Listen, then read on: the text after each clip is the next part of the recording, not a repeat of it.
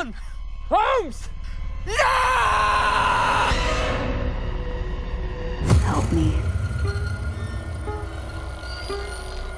I'm not afraid. You will be.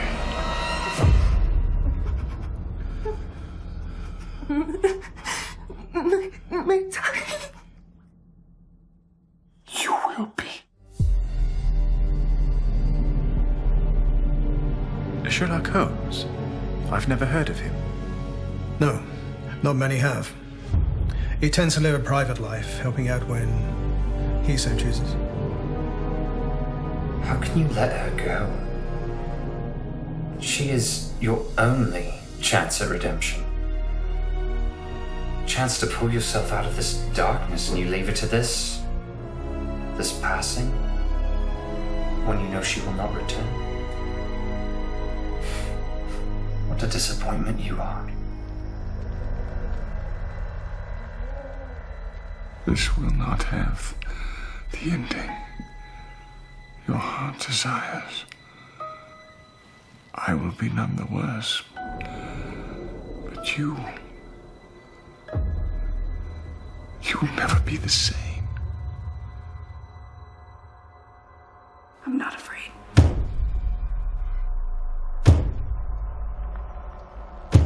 I'm not afraid. Get out.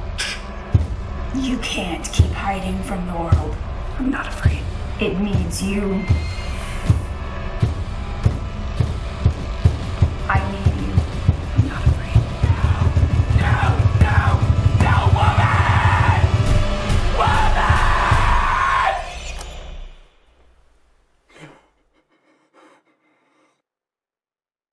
I'm not afraid.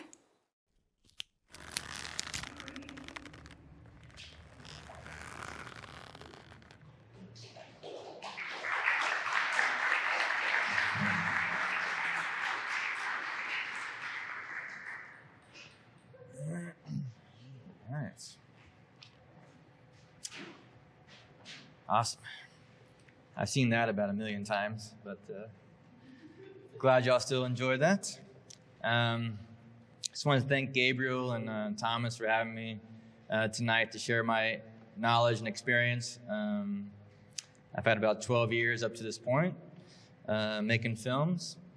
That trailer you just saw was my 4th featured film. Sherlock Holmes, Married in the Night. He just touched on it a little bit. I just got back from touring that film, which was quite the experience. You know, my hope is that filmmakers here tonight will be able to do the same. I got my 5th featured film coming out next year, which is part 2 to part 1. So I'm hoping that everyone in here tonight will go and watch it. All right, so I'm really here to talk about more of the business side of things, less about the artsy stuff, although that's what we enjoy talking about, I think, more and working on. But I'm going to be sharing with you guys basically a pretty good blueprint of what you need to know, what you need to do to set up yourself to be successful on the business side of filmmaking, if that's what you want to do in the filmmaking world. You know, some of us are okay with just making films, being a part of it, and it's a hobby.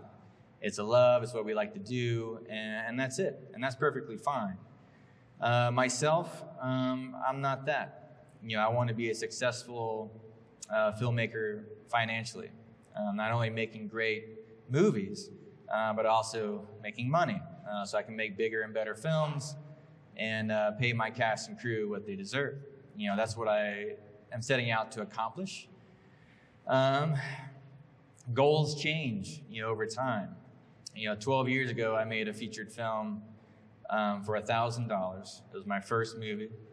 I didn't make a short film. I didn't go to film school. I just jumped in, said I was going to make a film. People that follow me kind of know the story. I'll give you the short version. I was with my mom. We go and watch films during Thanksgiving every year. And we're watching some horror movies. And I leaned over to her after the 3rd one. I was like, you know, I feel like I could just do better than what we're watching with $50 million type budgets. And my mom, being who she is, leaned over and was like, well, why don't you go make one? I thought, maybe I will. So I went home and wrote a script. And no joke, guys, like 3 or 4 months later, I was making my first featured film with my brothers and friends. Now, that first featured film, most have never seen for a reason. It was, that was my film school. I learned a ton on that movie. Not only just the creative side, how to write and direct and edit and all that stuff, but my brother actually tore his Achilles. Not while we were filming, thank God, because he would never let me get that down. He was doing soccer or something. So I had to figure out right away how to deal with adversity on my first film. 1 month into filming is like, here we go. So I learned a lot. I learned how to deal with adversity and all that stuff, okay? That was my first time making a movie. I didn't wait. I didn't go to film school. I'm not saying that you shouldn't. I just didn't. I started making films when I was, 30 years old, I guess. And so I kind of missed the whole college. I was going to be a coach, and decided not to do that. But anyways, so I'm going to jump in here, guys. I'm going to go into the business side of filmmaking. For anyone that is looking to make a film, the first thing you're going to have to do is really either get your own production company, which you can do with an LLC, and then you're also going to have to do an LLC for your film. For 2 reasons. One, when you have an LLC for your production company, it takes all that away from your personal finances, okay? So let's say Bobby over here doesn't like you for some reason, or he sprains an ankle on your set, and although you have the proper contracts, he sues you. Well, if for some reason Bobby wins, well, he sues the company. And if you have an LLC and you're a no-budget, low-budget company like most indie filmmakers are starting out, if he wins the name of the title of your company, and you can congratulations, you didn't get any money, but now I can't call my company TriGoodwyn Productions. Now I'll call it TriGoodwyn Productions with a hyphen. And then you start over. That is the reason of why you should do something like that. And that's an extreme major, by the way. I've done 4 features. I've never even had anything come close to that. That's one of the reasons why you protect yourself, okay? So if you're going to be a filmmaker, where you're writing and directing your own films, I suggest making an LLC for your production company, okay? Okay, well, if that's the case, then why are you going to make an LLC for each film that you make? Well, same thing. Each film kind of is its own beast for a lot of different reasons. If someone gets hurt on Sherlock Holmes, it would only affect that movie. It wouldn't affect Eyes of a Roman or Jackson or GH5, these other movies that I've had, if you separate it. If you keep just all your movies in TriGoodwyn Productions, and I didn't do them separate, it would affect that production company. Does that make sense? And so you want to separate each movie. So each movie should have its own LLC, which is very simple to set up, guys. Go online, LegalZoom, $35, do it, all right? It's not going to save you from everything, but it definitely helps in situations like this, okay? Now, once you have an LLC for your film and for your production company, you want to set up bank accounts for both. So you would set up a bank account for your production company, and then for whatever film you're making, same thing, okay? That way, when you're doing all your funding, whether it's through crowdfunding, investors, your own personal, it's all separated from your financial personal accounts. You don't want to mix those things for a lot of reasons, okay? Producers, line producers, executive producers, investors, you want to keep that all separate from your home life, okay? Not only just for that reason, but also once the year's over, you got to do taxes, all right? So your taxes need to be separate That's one of the reasons why you want a separate bank account for each film and for your production company. Make sense? Okay, I know it's kind of the boring talk, but that's important stuff that you need to have. If you're going to definitely make a featured film and you're going to put it in distribution, whether streaming or in the theaters, you need to protect yourself as much as you can and make sure all your finances are in a row, right? Cross the T's, dot the I's, all that good stuff, okay? All right. So copyright's another thing. It's always good to get a, copyright your script, which is sort of another thing that you can do. It's pretty simple. Go online. They have tutorials everywhere. It doesn't cost that much, but it can protect you, okay? Now, if you write it and it's your movie, you're kind of already protected, but it's still important to do that, okay? In case someone steals your idea or actually just steals your script and almost makes it verbatim. Something just happened, and you guys might already know. It was one of the Francos. They just did a film, and they're getting sued because they made a movie that some indie filmmaker made 3 or 4 years ago, and they ripped it off. They're getting sued. Now, I don't know the entire details. I just saw it like yesterday come up in my feed. But that's what I mean. You need to protect yourself, okay? All right. E&O insurance, okay? It's also called error and omissions. So this is something that filmmakers pass over a lot. It's something that you need if you are going to be doing theatrical distribution. Now, if you're doing streaming distribution, and let's say you're going to the lower channels, Tubi, Amazon, Plex, you don't have to have it. My Eyes Are Roman film did not have E&O insurance. I rolled the dice, and so far I've been okay. But at any point in time, if someone wants to come out and say, well, I am a descendant of Marcus Crassus, and what you said about Marcus Crassus is false, they could come forward and confront me, and possibly I could get into some type of legal problems. So if you're ever doing film where it comes to like, I'm going to do a movie about Bill Clinton, well, you better get E&O insurance because he's going to come after you regardless. That's what it does. It protects you, okay? And you need to do that right away. Don't tell anyone about your film. I'm just going to use the Bill Clinton thing as an example. If you're doing that, do not share it with anyone. Don't put it out publicly. Do not say anything until you get E&O insurance.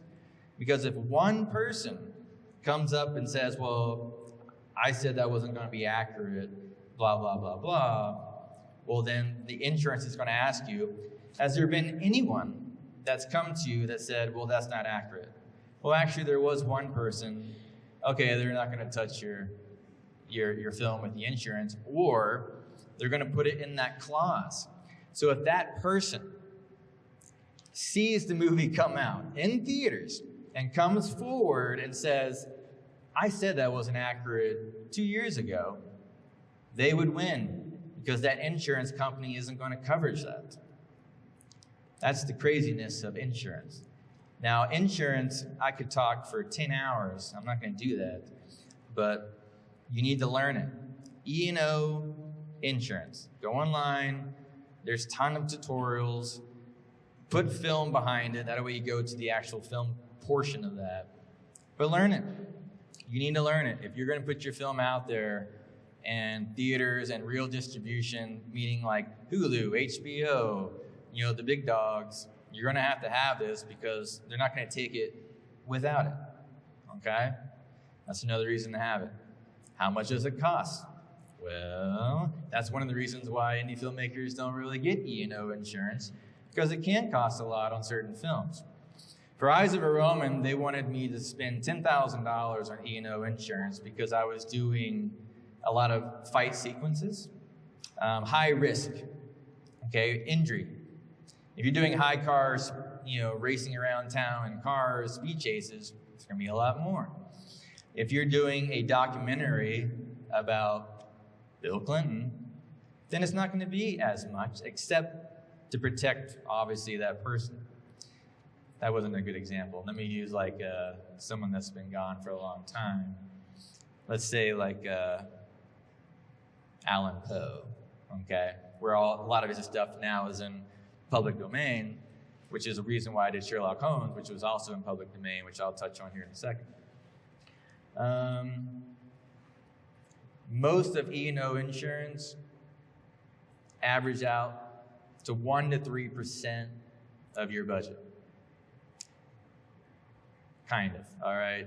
If you're like, well, my budget's $500, well, they probably won't touch you, okay? I want to say that they normally start at least minimum around $3,000 or $4,000, to be honest, okay? And that's even if you just have like a sleeper drama with no one. You know, it's just insurance. That's what they do, right? And that's tough for no-budget indie filmmakers like ourselves, because for a lot of us, $10,000 is our budget. You know what I mean? So as you continue to go up the chain and want to get into the big leagues, you know, with these big studios, this is what it's going to take, all right? Can everyone hear me okay? Okay, just making sure.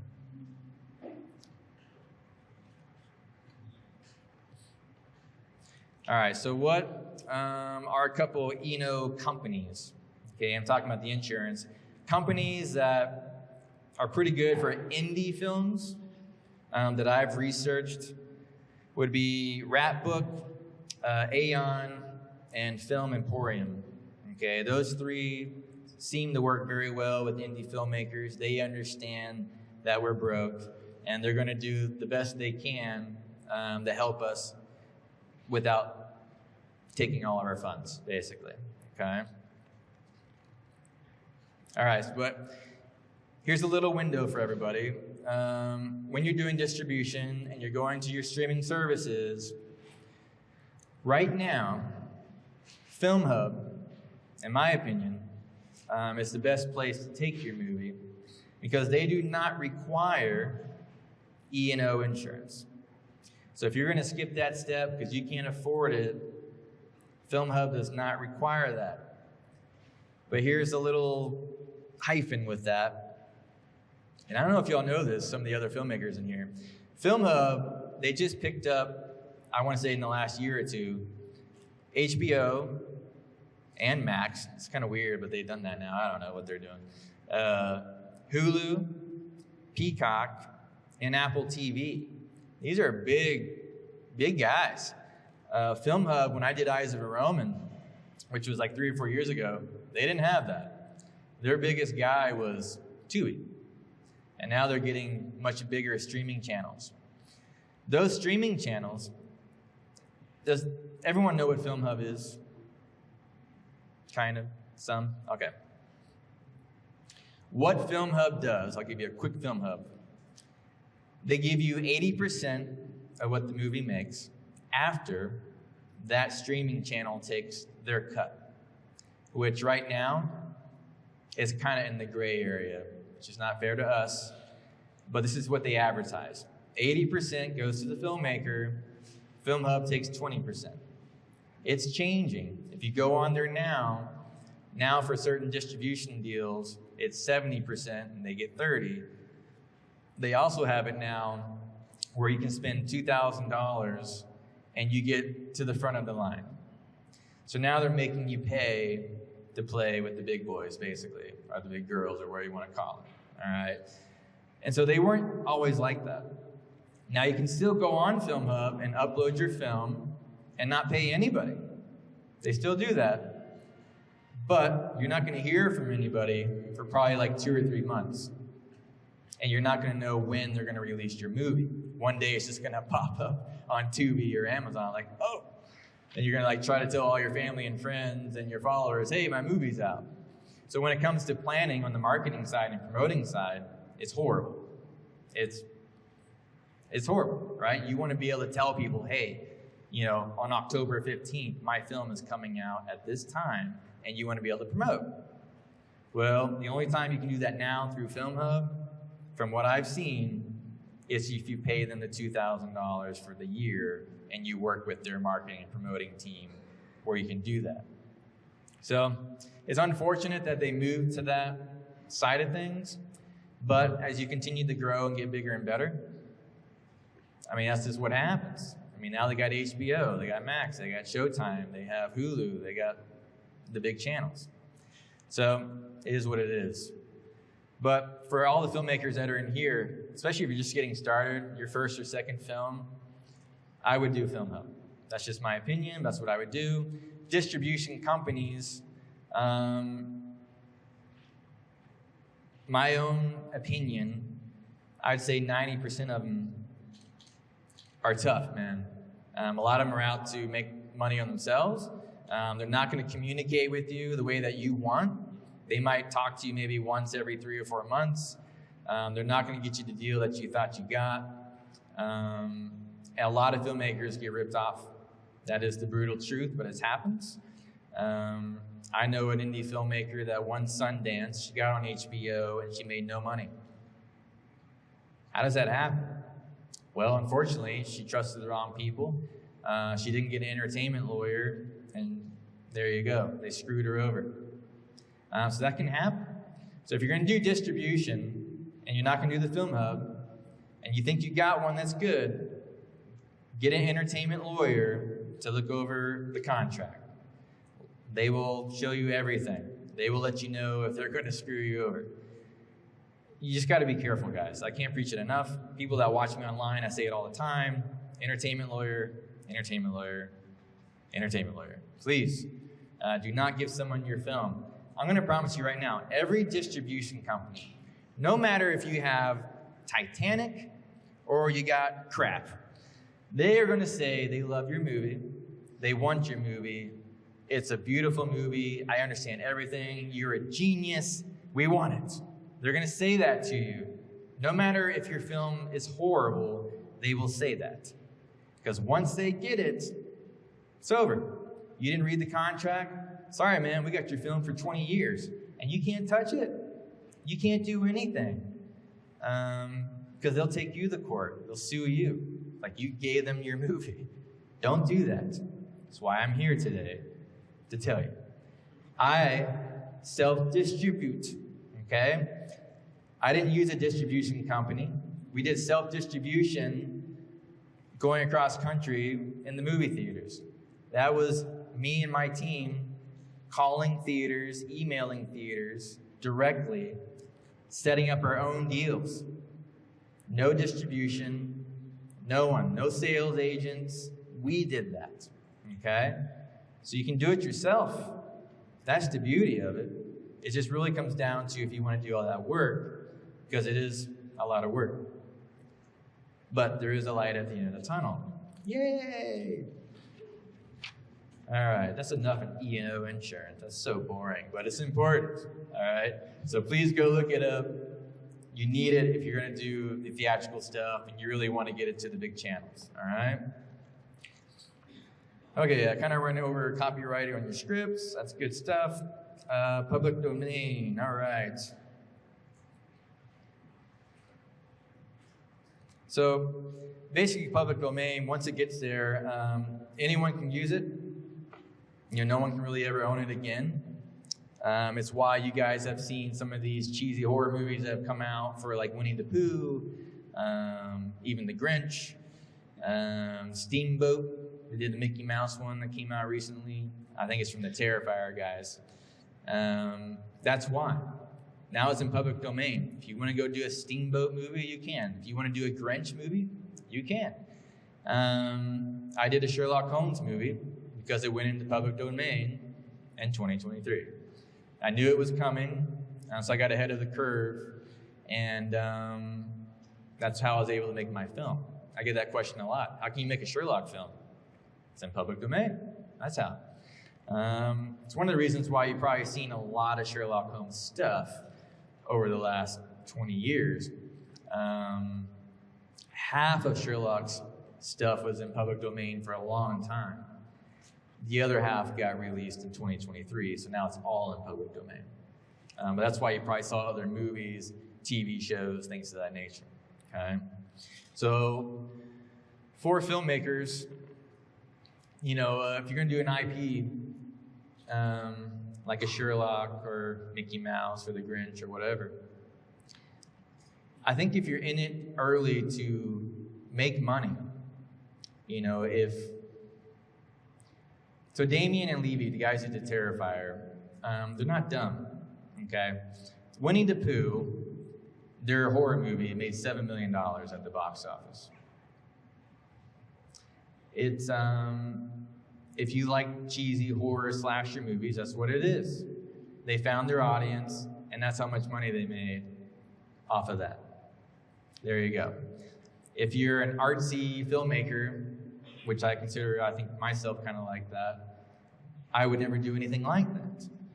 But they found the niche. They found the way to make money. It's a business for them, and so they're pumping those things out. They make 3 or 4 a year now, and that's what they do. And they're successful at it. Look them up. The Terrifier guys, Go on IMDb. Michael Levy, Matt Damien, those are the ones that made it. They know what they're doing. They have 10 or 15 people.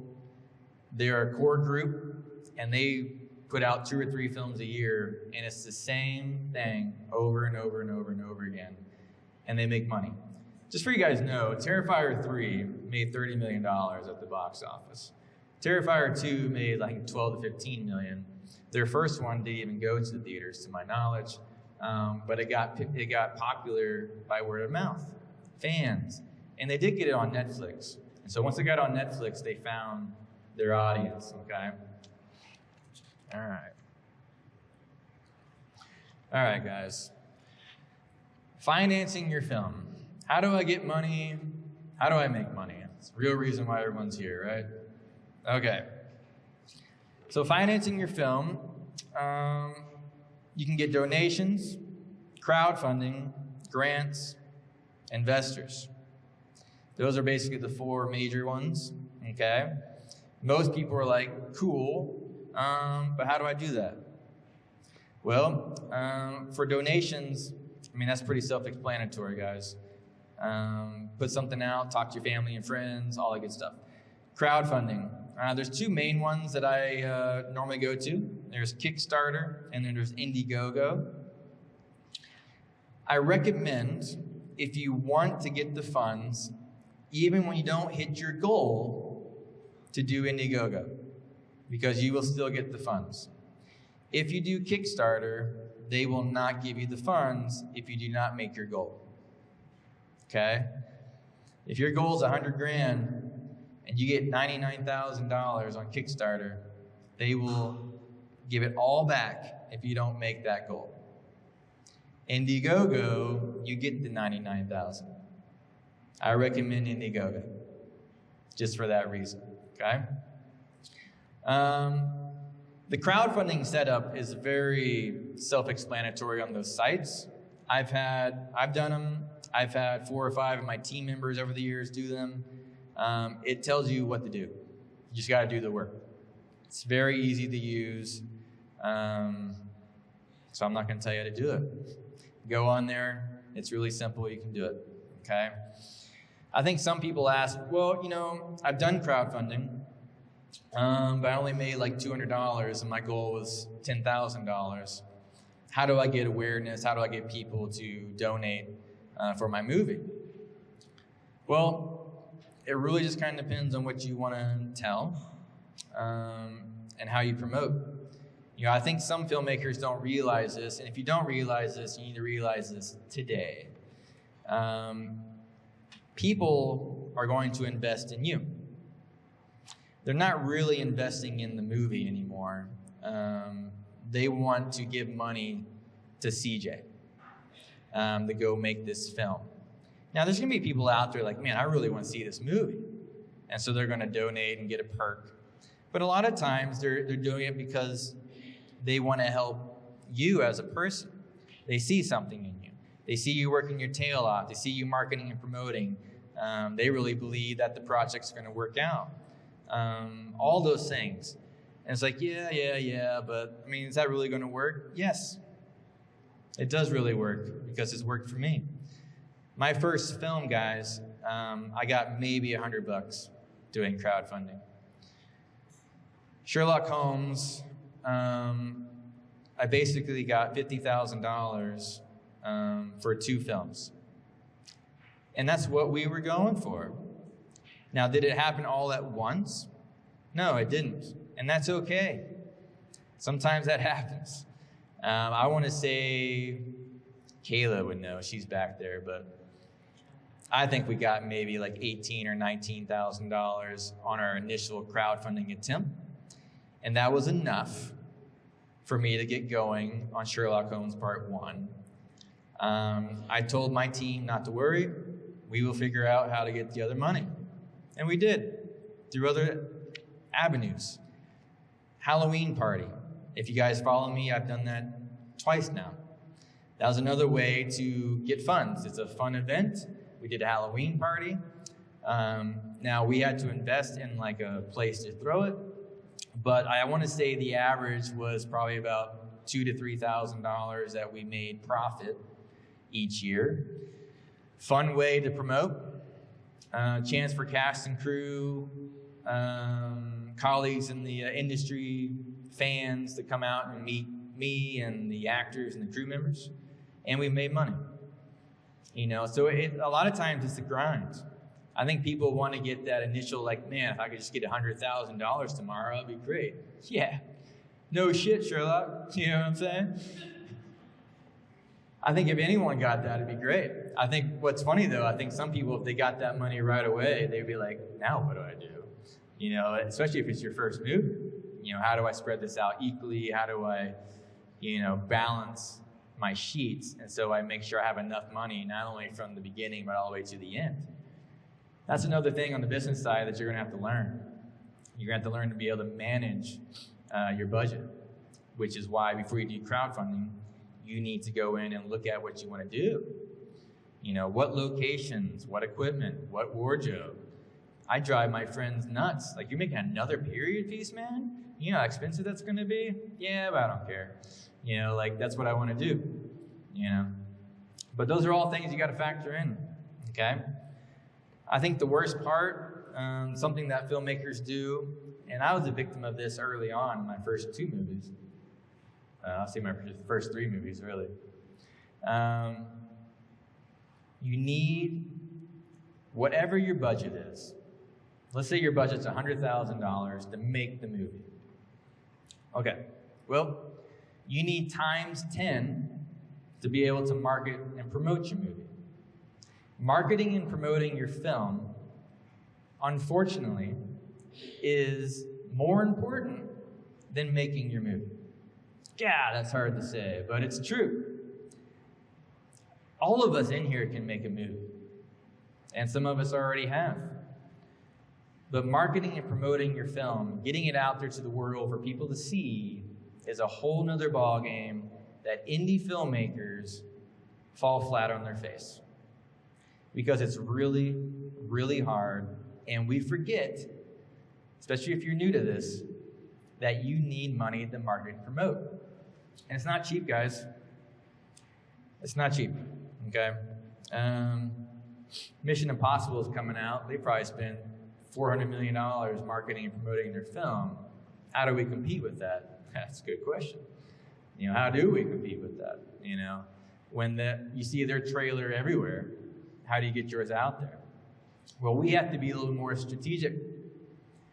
You can't just market and promote to the U.S. That ain't gonna work when you only have $10,000. But you can market and promote to your home city. If San Antonio is your home city, that's where you need to start. We're the 8th biggest city in the U.S. Maybe lower, maybe a little bit higher. I can't keep up anymore, but I know we're in the top 10. That's a big city. We are a big city. We have a lot of theaters here. City-based cinemas is a home to independent filmmakers. Myself have played there. I know other filmmakers in here have as well. They open their doors to filmmakers. City-based cinemas, which is run by Brad, they give you 100% of ticket sales. Nobody does that. But this theater here in San Antonio does. That's a good place to start, okay? That's where we started. So let me tell you what happened with Sherlock real quick, and I'll keep going with all this other business stuff. So with Sherlock Holmes, I got with Brad. He said, yep, I love to show your film. Pick a week, which is going to be slow at the box office, which is obviously very smart, guys. Do not release your film in the summer. You will get destroyed, okay? You're not going to beat Mission Impossible or Superman. All right, it's not going to happen. I beat Steamboat Willie, because his came out, I think, the same time mine did, around the same time. I beat Mel Gibson's movie that came out at the same time, at least for that one theater, which is pretty cool. So I went to Brad. I said, January 24th? January 24th. That's going to be my day. Cool. CJ, if you sell out this theater, I'll give you another showtime. Awesome. What happens if I sell out that one? If you sell out 2, I'll give you the weekend. That's all I needed to hear. Next day, 24 hours, we sold out the first screening. Brad was happy. Here's your other theater, buddy. Another 24 hours, we sold out that one. And then he gave me the weekend. We did that in November. My film didn't come out till end of January. That's unheard of. That doesn't happen. How does that happen? It happens by marketing and promoting your film. Staying in contact with your cast and crew, family and friends, your colleagues, your fans. You got to stay up to date. A lot of people that follow me see me post stuff on social media all the time. It's probably driving them insane, you know. But it's just part of the business. Social media is a free platform just to use to market and advertise. Use it. Use it. So by doing that, we sold out those. We did very well through the weekend, which is maybe, we didn't even have that many times. What, 6 maybe? 3 on Saturday, 2 on Sunday, something like that. Just for you guys to know, the movie made $7,000 in one weekend. That's pretty cool. Considering Eyes of a Roman took about 3 years to make that on streaming. There's the brutality and the reality of streaming services, which I'll get to here in a second. Theaters are desperate for material. Hollywood is dying. They are crumbling. They don't know what's going on, guys. The conversations I had with these movie theaters and distribution companies was eye-opening, to say the least. They don't know what they're doing. They are in chaos. So right now, the theaters are so desperate that if you have a film that's done right now and can pass QC, quality control, getting your DCP, which if you don't know what that is, it's a digital cinema package. You have to have that for movie theaters. Basically, it's a computer that sends the sound and the video to all their stuff in the movie. You gotta have that, okay? If you pass QC, you can call a theater right now and be like, hey, I want to show my film on a Monday, Tuesday, or Wednesday. What do you think? Yeah, what time? Cool. Yeah, because if you've ever been to the theater on a Monday, Tuesday, or Wednesday, it's dead. There's no one there. They are desperate. So if you're like, I can at least promise you 30 people, sold. When do you want to show it? 7 o'clock sound good? Yeah, sounds great. So is it really that easy? No, it's not. But I would say at least probably 1 out of every 15 theaters that we contacted, they said yes. So you got to put in the work. Big streaming theaters, AMC, yeah, it's probably not going to happen. Regal, it's going to be tough too. City base, when? Art houses in other states, when? They are desperate, okay? In Missouri, it was an art house theater. And we did good. They have their own built-in audience. They have the audience that love coming to the art house theaters. So that's who we had, okay? So, kind of got off there a little bit, but hopefully that makes sense for you guys, all right?